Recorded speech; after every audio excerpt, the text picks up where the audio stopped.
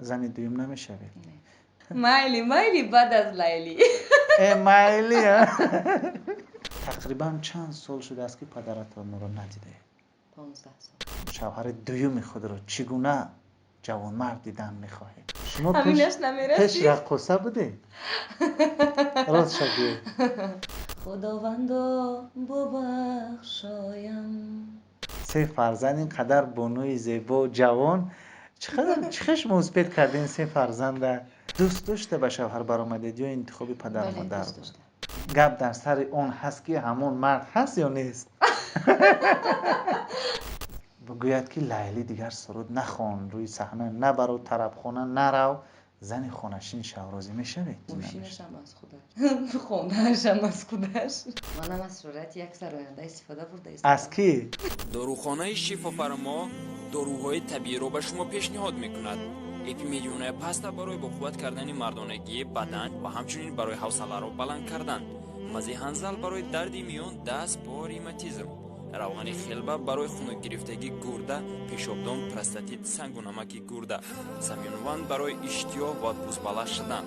این سبب خدا شفا شفافرما همراز شما. از تقدیمات توجیکان گروپ. سلام مخلصان و بینندگان عزیز، برنامه نوبتی چهره نو رو از کانال توجیکان گروپ تقدیم شما میگردانیم و مهمان استودیوی ما هستند این لحظه ها یکی از بانوان ایجادکار، آوازخوان جوان و خوش صدا خیلی زیبا، دختر هنرمند محبوب جمیله کریمووا، لیلی کریمووا. خوش اومدی به برنامه.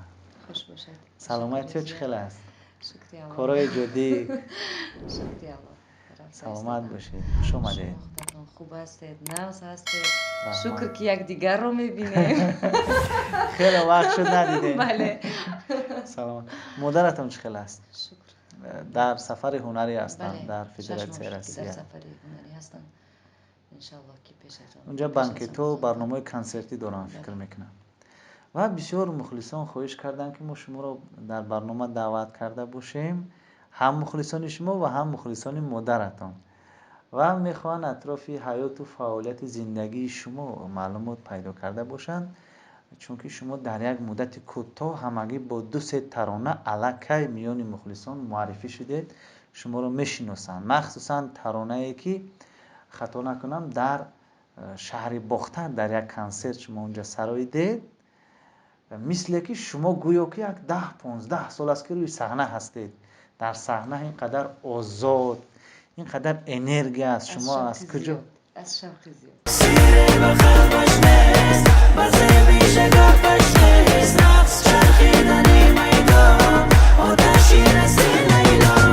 خدو بستم نونی ها بگردنم خال خال. درباره ترانه میخوام کمی صحبت کنیم. ترانه شعر و آهنگ کیست؟ شعر و آهنگی راستی خارجی است، کاور است، اما تاجیکی پای رحمیه نوشته است. یعنی شعری رحمیه ایوبی است. بله. با او بسیار همکاری دارید. بله بسیار. آهنگ‌های شما را بسیار دوستشون هم میدارم. از روی فعل و رفتاری مادرم رو دارم، برای که مردانه‌وار فعل به قول خصلت مردانه دارن. خصلت مردانه دارم. بله.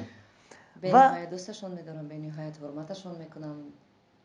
چه خیلی که مادرم رو میدونم، همون رو هم خیلی.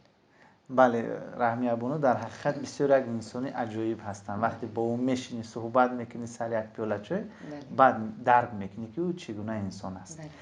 و میدونید برای من عجیب است، شما در عائله صنعتکار به دنیا آمدید، مادر شما یکی از هنرمندان خوب هستند، هنرمندی کسبی، بسیارتر زنده سرود میخونن، ولی شما رو ما در کودکیتون نمیدیدیم، شما سرود نمیخوندید. برای چی اینقدر دیر آوازخوان شدید؟ بعد از شوهر برآمدم. یعنی بعد از اون که از شوهرتون جدا شدید بعد سراینده شدید؟ بله. برای چی پیش از شوهر کردنتون یا هنگام شوهر داشتنتون سرود نمیخوندید؟ برای که نمیخواستم. خودتون نمیخواستید یا شوهرتون نمیمونده؟ نه، خودم نمیخواستم. شوهرتون زید نبودن؟ زید هم نبودند، هم چی که میخواستم نه هم نمیگفتم. برای چی اکنون اون وقت نمیخواستید و بعد از جدا شدن خواستید؟ شاید تنها موندید، شاید یکم کار دیگر نیفتید. به خودم قولی گذاشتم که بعد میتوانم از جدا شدن سراینده میشوم. میتوانم به خلای برسم. چند ساله بودید که شما رو به شوهر دادند؟ از چند ساله؟ از چند ساله؟ 18 ساله ممکن منم است. 18 ساله بودم. 17 کودم بودم داشتم. اگر 17 ساله می بودید شما رو مجبور به شوهر میدادن راضی میشدید؟ نه قانون هم این رو نمیموند. دوست داشته به شوهر برآمدید یا انتخاب پدر بله مادر دوست بود؟ داشتم. دوست داشته. پس زندگی شما رو کی و یا چی ویران کرد؟ شما دوست داشته یکدیگر رو با محبت اویله برپا کردید. زندگی رو تقدیر نصیب ویران میکنه. اصلا نفرانی که همدیگر رو دوست میدارن اونها رو از هم جدا کردن خیلی دشوار است. بله. زندگی رو اولش که تقدیر و نصیب ویران میکنه، دویمش که شاید دوست داشتنی خودم. خیلی انسان رو دوست میداری باز از او جدا میشوی. شاید او شما رو دوست نداشت، شاید به شما خیانت کرد. از سببی که دوست نداشت، من که زیادتر دوست میداشتم، ممکن برای حوالهش بر خدا گفتم سپاریدم. زن دیگر گرفتن؟ نه. تا حال ندارن؟ نشنیدم. تماما حالا ارتباط ندارید؟ صحبت نمیکنید؟ صحبت میکنیم گاه وقت فرزندانش رو میپرسم. بله گفتگی بر این چند فرزند دارید؟ 3 فرزند. 3 فرزند اینقدر بانوی زیبا جوان، چقدر مثبت کردین 3 فرزند؟ چند سال با هم بودید؟ 7 سال. 7 سال با هم بودید. بله. در مدت 7 سال صاحب 3 فرزند. بله. چند پسر چند دختر؟ 1 پسر 2 دختر. 1 پسر 2 دختر. فرزندان رو کمک میکنن بله. پدرشون؟ با قدر امکان. بله. و پشیمان نیستید؟ از چی؟ از اون که از هم دیگر جدا شدید؟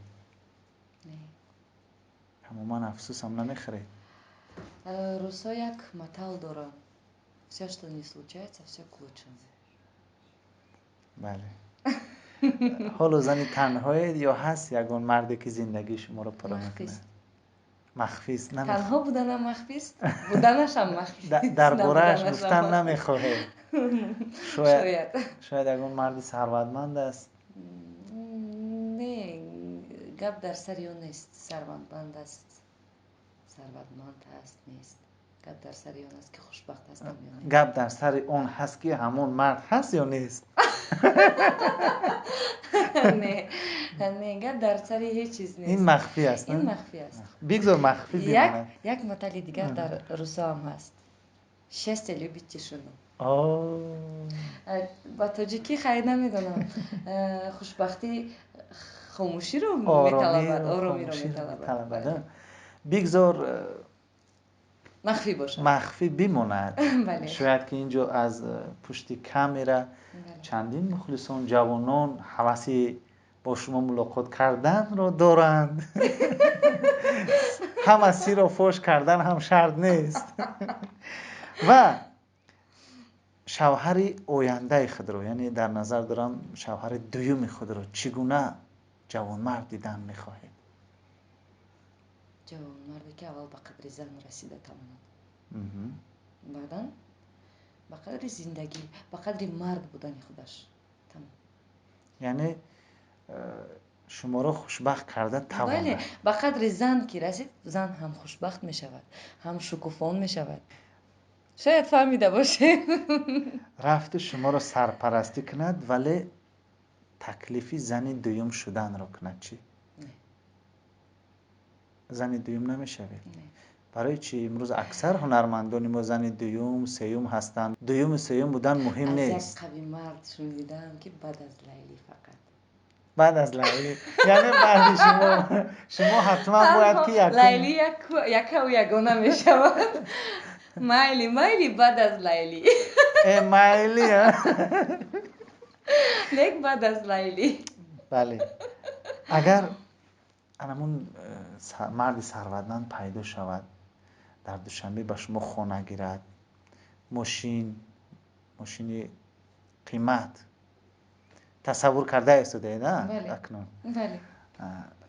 بگوید که لیلی دیگر سرود نخوان، روی صحنه نبرو، طربخانه نرو، زن خانشین شو راضی میشوید؟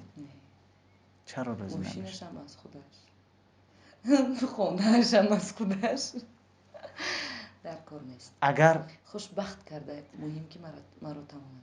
تمام.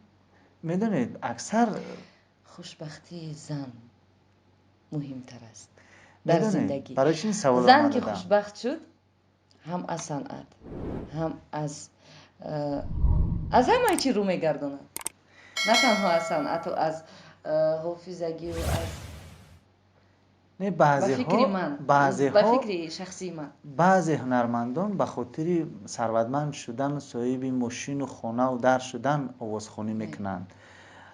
بعضی ها میتوانند که از صنعت دست بکشند به خاطر پول و ثروت شده. اگر رفت شما با او عاشق شوید چی؟ دل بویده با یک دیدن عاشق شوید چی؟ اون جوانی نمیدونم قد بلند ورزشگری، شاید با یک دیدن دیگر من عاشق نشوم. دیگر نمیشه. دیگر دل شکسته بله. شدید به فکر دیگر به بله. عشق و عشق بله. باور ندارید. با یک دیدن شاید نباشد. گفتی روزا که постепенно آهسته ممکن نه. بغیر از همین سرایندگی باز یگان کسب و هنر دیگر دارید که اگر رفت و از سرایندگی دست کشید به اون مشغول شوید؟ شکرانه مادرم ندارم. نداریم. فقط امید به من مادرم، امیدی من مادرم، کاربار خانه رو میکنید، قناتی فکر من مادرم، میکنم همه طرف همون از اجرای کاربار خانه به خوبی میبرید یا اینکه در خانه هم آشپز داره؟ با کودکانتون کی خوراک آماده میکنه؟ خودتون آماده میکنید؟ پخته میتونید همه خوراک؟ فرزندانتون رو کی نگاه و بین میکنند وقتی که شما در طرب خانه یا در بانکتو میروید؟ مادرم در تاجیکستان باشند بسیار وقت مادرم، برای که مهری که زیادتر مهر از من قد زیادتر به مادرم فرزندانم مهر دارند. مادرم در تاجیکستان باشند مادرم زیادتر میستند، مادرم نباشند خالم یا بیبیم. بیایید ما درباره مادر شما بسیار چیزا رو میدونیم. بسیار یک زن جسور، زن قوی، زن هنرمند هستند، ولی درباره پدرتون شما چیزی نمیگویید. میخواستم درباره پدرتون کمی چند سخن در خوردی میشناختمشون. در خوردی پدرتون از مادرتون جدا شده؟ رفت و آی نداریم، رفت و آمد نداریم، در خوردی دیدگی همشون. تقریبا چند سال شده است که پدرتون رو ندیده؟ شاید 15 سال. 15 سال. تلفنی هم صحبت نمیکنید؟ تلفنی یک زنگ میزنند؟ اویله الوهیده دارن جدا؟ بله. شما از مادرتون شما هستید باز کی است؟ تمام. شما دختر یکه و یگانه؟ بله. برادر خواهر ندارید؟ شوهر مادرتون دیگر به شوهر نبرآمدن؟ تماما. عجیبا مخلصان عزیز، شخصا من بار اول است که میفهمم که لیلی بانو دختر یکه و یگانه هنرمند شناخته جمیله کریمووا هستند. و تا امروز چند ترانه آماده کردید برای مخلصان خود؟ تا امروز بین 1 سال، بله 1 سال می شود که سراینده هستم. 6 ترانه شخصی خود را پیشکش مخلصان کردم و 2 ترانه دیگر به نزدیکی پیشکش می‌کنم. میدونید اکثر هنرمندانی که نه روی صحنه میآیند از شهرت یک هنرمند دیگر استفاده میبرند. فرض کردیم که یگان تقلید نه دویت میخوانم، فرض کردیم با شبنم سوریا، با نگینه امانقلا و با صدرالدین نجمیدین، با شانمسی، شما برای چی استفاده منم از صورت یک سراینده استفاده برده است. از کی؟ از صورتی مادرم. یعنی دویت خوندنی با مادرتون؟ بله. کی میشود این دویت؟ بازگشت آنها را انتظارم از دولت روسیه. انشالله که برگردند یک سرود ترانه جدید تیار کرده ایم همراه شعر و آهنگ از کیست؟ از اپای رحمی بانو. رحمی ایوبی. بله. همین 6 ترانه که سر آیدید به فکر شما کدامش به دل شما بسیارتر نزدیک است و مخلصان آن را قبول کردند؟ حیاتی تو. حیاتی تو شعر و آهنگ کی بود؟ منم حیاتی تو، منم حیاتی تو، منم حیاتی تو از اپای رحمی سخنان شعری اپای رحمی بود. با رحمیه بانو چگونه شناس شدی؟ یک محفل بود به فکرم شناس شدم. اول فکر میکردم که هوا بلنده، بعدا با آنها میشینی صحبت میکنی به حد انسانی زمین روی راست انسان کم بودی خطاش در روش بله میگم که بله خاراکتری که مادرم دارن همین گونه مانند است. بله. میدونید من رقص شما رو تماشا کردم. شما همینش نمیرسی؟ پیش رقاصه بودی؟ راست شدی؟ قدر رقص رو از خوردی دوست میدارم. از خوردی شوق رقص دارم. سرودخوانی رقص رو بسیار تر دوست پس برای چی رقاصه نشدی در یگان انسامبل؟ نه. دریا پدیده جهان رو مادرتون نگذاشتن؟ میگویم که در سوال اولتون من گفته بودم که به خودم قول گذاشتم که به قله باید رسم. میدونید من از جای شنیدم که مادر شما ضد آمده است که شما سراینده شوید. بله. برای چی نمیخواستند؟ نمیدونم. نمیخواستند و باز ماندند. نمیخواستند لیک من یک فرزند که هستم یگان گپی مرا آنها رد نمیکنند. یعنی یک روی کردید به قول دو پای رو در یک موزه گذاشتید که نه من سراینده میشوم. بله. حالا دستگیری میکنند؟ بله. تنها دستگیری آنها است که من تا این جا تا هر یک سرود و هر یک آهنگ و هر یک قدم های مرا آنها دستگیری میکنند. و بیایید به خاطر بولیدگی مخلصان 4 مصرع از اگان ترانه‌ای که به دل خود شما نزدیک است 4 مصرع با آواز زنده میسرایم. منم مادر، منم آن ذات غم دیده که بهر 3 گنجش که بکابم دان آبش لیک از دیده کشیدم باری و از بینه با کتفانم به قبض دشمن اینها را نمیمانم شریک کوه یزدانم مسلمانم ببخشایم خداوندا ببخشایم شریک کوه یزدانم مسلمانم ببخشایم خداوندا ببخشایم. این سبک سرودخوانی با آهنگ‌های رحمیه بانو مانند است. شعر خطا نکنم یا از ارزوی سو یا شاعر بانو؟ نه از رحمیه بانو. از خود رحمیه بانو هستند.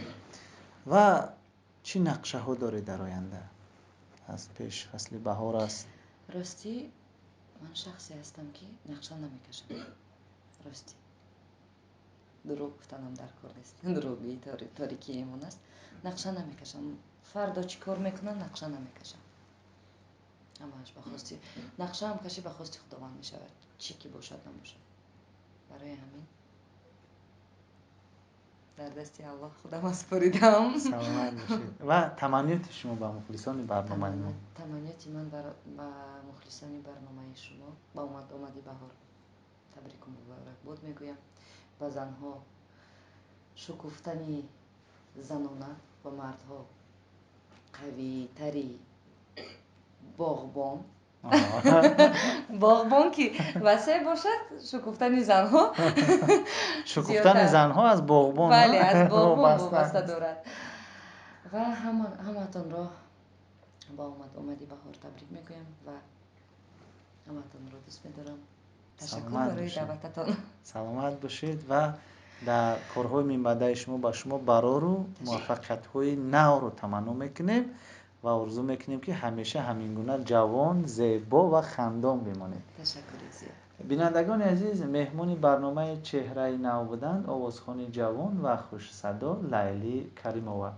شما نیز درباره هنرمندی دوست داشتهتان اگر معلومات گرفتن خواهید، پس درخواست خود را در کامنتاری ها نویسید. ما حتما درخواست شما را به نوبت میگیریم. خیر تا برنامه های دیگر.